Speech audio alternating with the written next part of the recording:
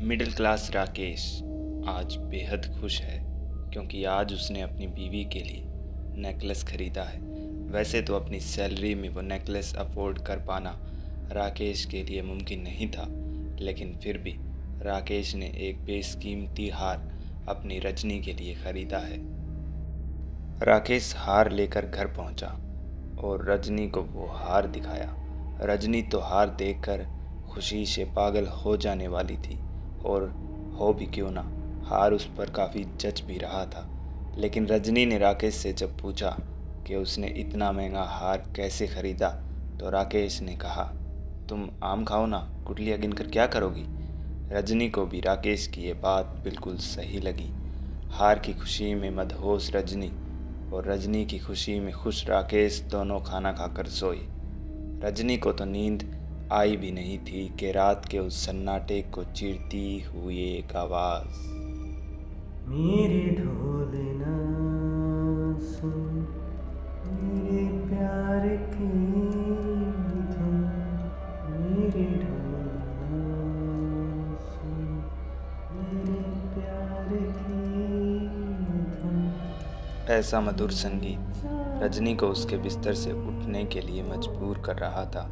और रजनी बिस्तर से उठी और उठकर ध्यान लगाकर संगीत सुना तो पाया आवाज़ घर के बाहर से आ रही थी। रजनी ने जाकर दरवाज़ा खोला और घर से बाहर चली गई। इधर लेटे लेटे राकेश को महसूस हुआ कि बिस्तर पर रजनी नहीं है।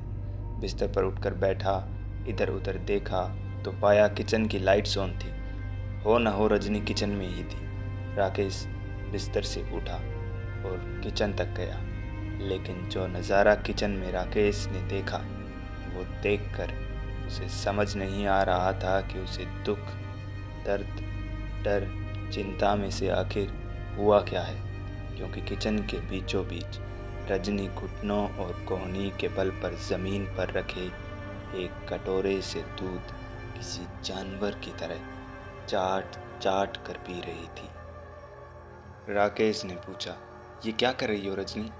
रजनी ने गर्दन उठाई, पहले गुस्से में राकेश की तरफ देखकर एक अजीब सी हंसी हंसने लगी। तभी घर का मेन दरवाज़ा खुलने की आवाज़ हुई। राकेश ने पलटकर दरवाजे की तरफ देखा। दरवाज़ा खुला और बाहर से रजनी अंदर आई। दरवाजे पर रजनी को देखकर राकेश की आंखें हैरानी से फैलती रही। राकेश को ऐसे शौक में देखकर दरवाजे पर खड़ी रजनी ने राकेश से पूछा, क्या हुआ, तुम डरे हुए क्यों लग रहे हो।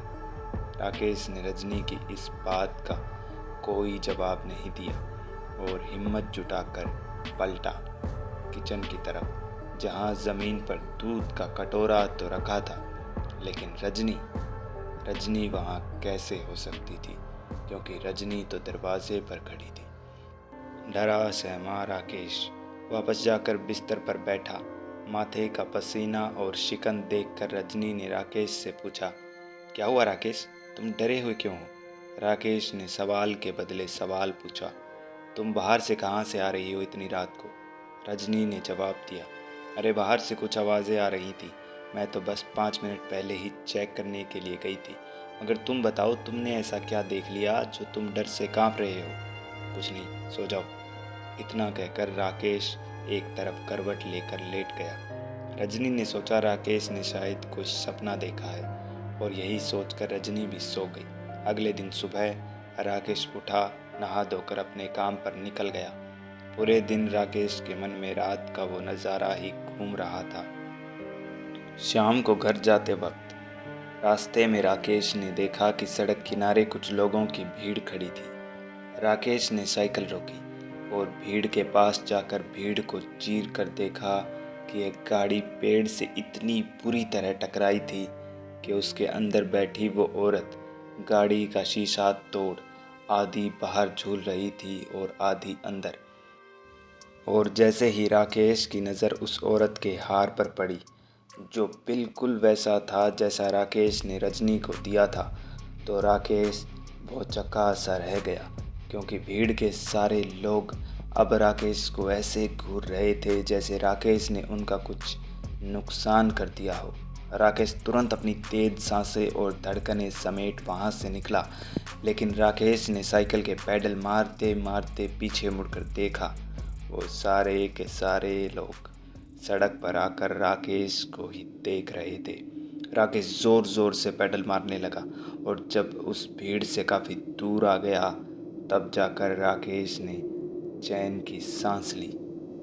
राकेश आज घर पहुंचने में भी थोड़ा लेट हो गया।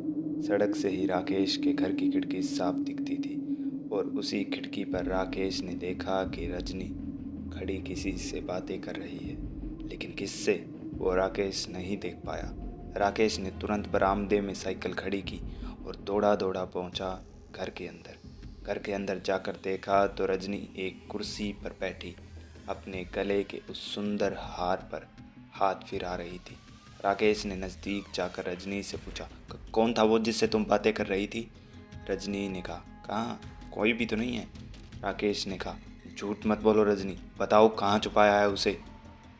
इसके जवाब में जो रजनी ने कहा वो सुनकर राकेश की तो मानो बोलती ही बंद हो गई, क्योंकि रजनी ने कहा, तेरी बीवी तो बड़ी भोली है, लेकिन तू बड़ा हरामी है राकेश। सोच सोच, तेरी बीवी को पता चलेगा कि ये हार तू कहाँ से लाया है। रजनी, ये क्या हो गया तुम्हें? तुम ऐसी आवाज़ में क्यों बात कर रही हो? रजनी ने अपनी गर्दन एक बार दाईं, एक बार बाईं और घुमाई और फिर एकदम से खड़ी होकर अपने एक हाथ की मुट्ठी से राकेश के गले को दबाकर उसे धक्का दिया। राकेश खांसता हुआ ज़मीन पर जाकर गिर पड़ा और उसी वक्त रजनी ने अपने आप को दौड़कर किचन में बंद कर लिया। राकेश ने खुद को संभाला और खड़ा हुआ। किचन से बस रजनी के ज़ोर ज़ोर से हंसने की आवाज़ें आ रही थी। राकेश ने दरवाज़ा पीटना शुरू किया, लेकिन अंदर से लगातार रजनी के ज़ोर ज़ोर से हंसने की आवाज़ आती रही। थक हार कर राकेश ने दरवाज़ा पीटना बंद किया और अंदर रजनी ने हंसना। राकेश ने रोते रोते कहा, छोड़ दो उस बेचारी को, क्या बिगाड़ा है उसने तुम्हारा? अंदर से आवाज़ आई, बिगाड़ा तो मैंने भी तेरा कुछ नहीं था, तू मेरी जान बचा भी सकता था, उस वक्त मेरी सांसें चल रही थी।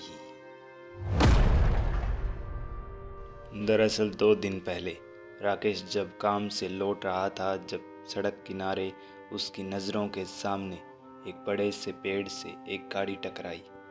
राकेश पास गया तो पाया एक औरत गाड़ी के शीशे से आधी बाहर और आधी अंदर झूल रही थी। राकेश चाहता तो उसकी जान बचा सकता था, क्योंकि उसकी सांसें चल रही थी, लेकिन बड़े सपने देखने वाले गरीब राकेश की आंखों पर उस औरत के गले के हार ने लालच का पर्दा बांध दिया और राकेश उसके गले से हार निकाल कर वहाँ से भाग गया। खैर, इस घटना को आज 2 साल बीत चुके हैं। रजनी को दौरे पड़ते हैं। वो अजीब अजीब हरकतें करती रहती है। उस हार को कई बार राकेश बाहर फेंक आता है, लेकिन कुछ ही देर बाद वो हार रजनी के गले में ही मिलता है।